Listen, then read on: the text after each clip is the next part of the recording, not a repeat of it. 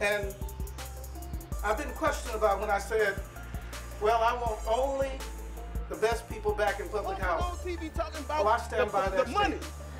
The Only Alfonso Jackson talking about 137 million about the damn Lafitte. I want people who will pay their rent, work every day. I don't want gangbangers and drug dealers back in our public housing. It ain't about the project. I ain't worried about the project. You heard me? I'm talking about the people. That's right. Who's talking about the people? But I'm committing today, as I told the mayor, to demolish but rebuild better, so that the quality of life that you Time and time again, we keep getting screwed, and nobody ain't talking about the people. You heard me? You heard me? Man, no, man, cut what? Cut what? Man, what?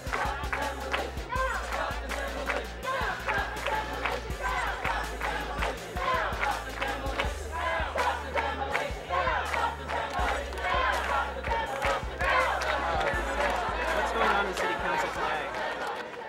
Today there's a vote on two motions. The first motion is to overturn the Housing Conservation District Review Committee's rule that there could be no demolition at Lafitte.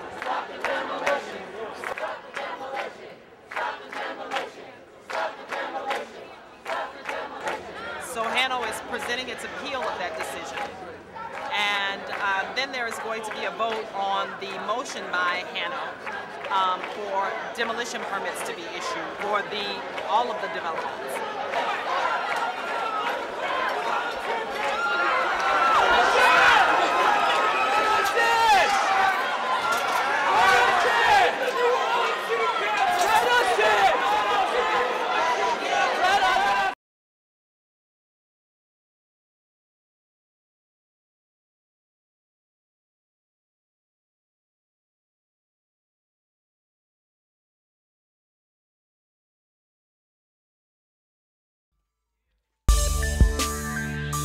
The more you listen, the more you gon' hear the truth.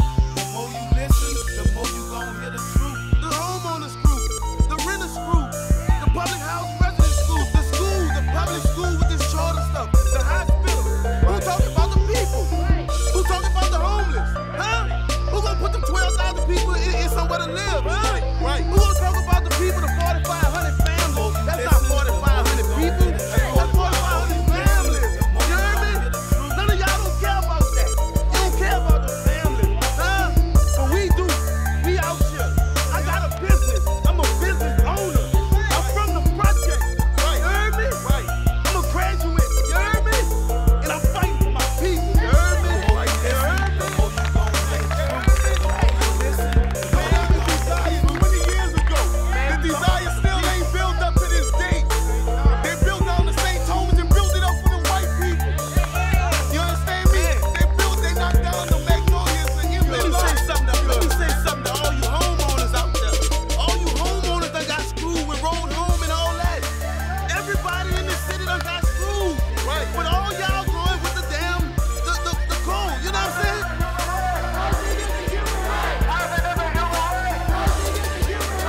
Go out and still watch it. The storm can still come. And y'all won't come. And the storm is right here. We are standing. If I got to go to jail for what I believe, if I got to die for what I believe in, I will not be treated like a slave. No justice. No peace. No justice. No peace. No justice. No peace. No justice. No peace. No justice. No peace. No justice. No peace. No justice. No peace. No justice. No peace. No justice.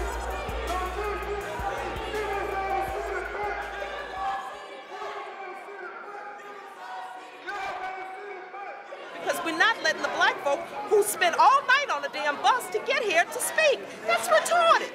We know what they have to say. They've been saying it for years. We need to let these people in. They can stand up. You got 800,000 police here. Ain't nobody gonna do anything in here. You got SWAT here for crying out loud. Exceeds capacity. It's a violation of fire code. You thought you had a lot to worry about during Katrina. You put all these people out now, have nowhere to go. You're going to have people being robbed, murdered, and everything. These people that lost everything they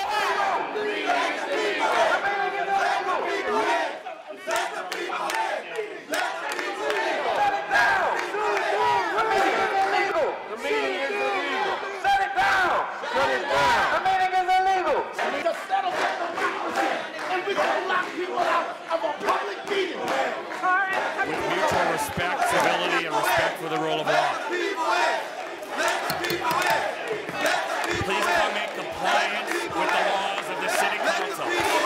Security.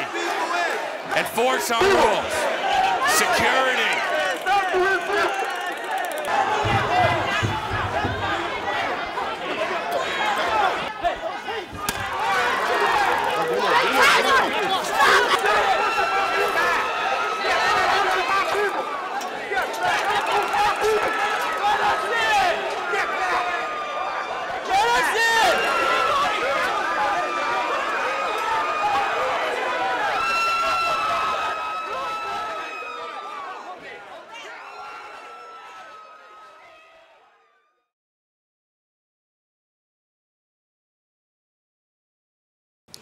Failure to approve the demolition on these sites mean the threat of the loss of $312 million in tax credit equity, $108 million in CDBG funds, and a total investment in this community of more than $600 million.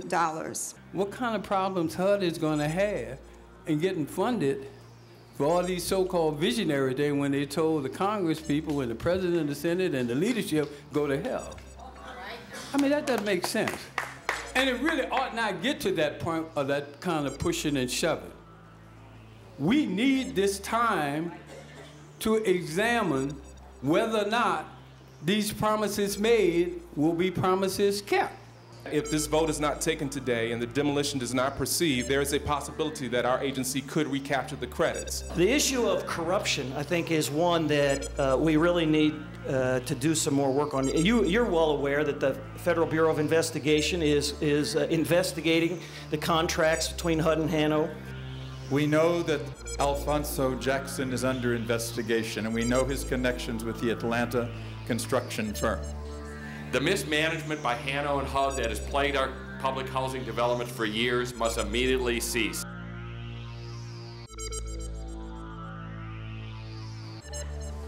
We want you to find housing for low and moderate income people, and we want to see it built.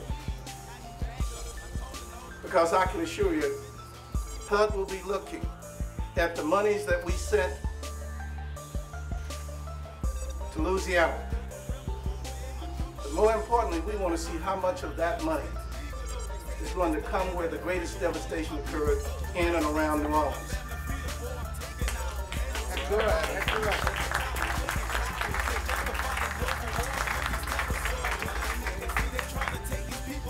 We've sent $10 billion here. 60% of the destruction occurred in and around New Orleans.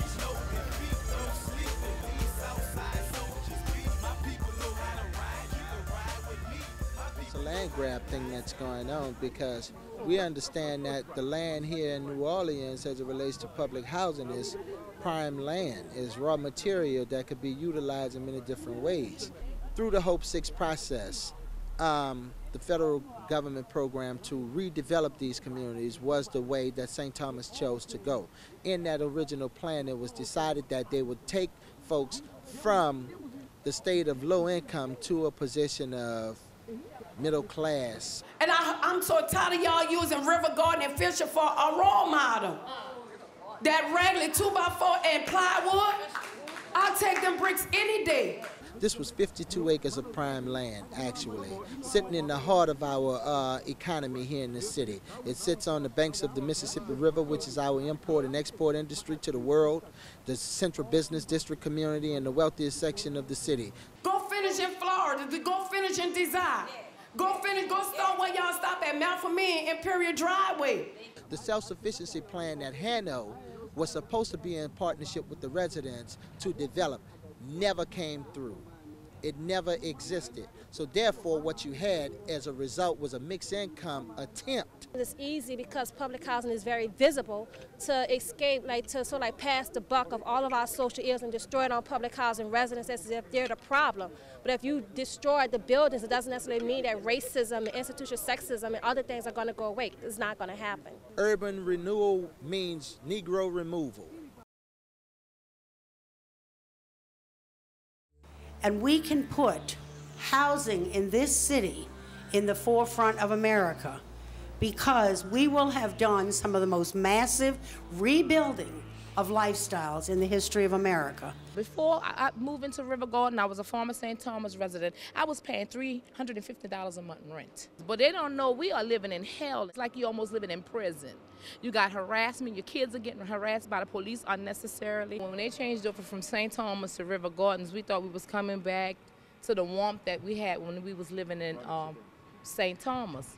But the problem is that the houses is beautiful, but it's a horror story living in River Gardens. If anything occurs and then less time I'm in their places, they'll use it like as though I'm the problem, but all the while they'll be the one with the problem. They got a plumbing problem. My water bill was $886. And with the agreement we made, she knew what we made. She came out here and told all the residents that she was going to put me out on the street and this, that, and another. And it's a shame how we back here living like we in prison. If your family asks about you, my own family can't even come to my house. My own family. If one been for Miss Barbara, the whole community that's living in River Garden will be out with nothing. They will just be homeless.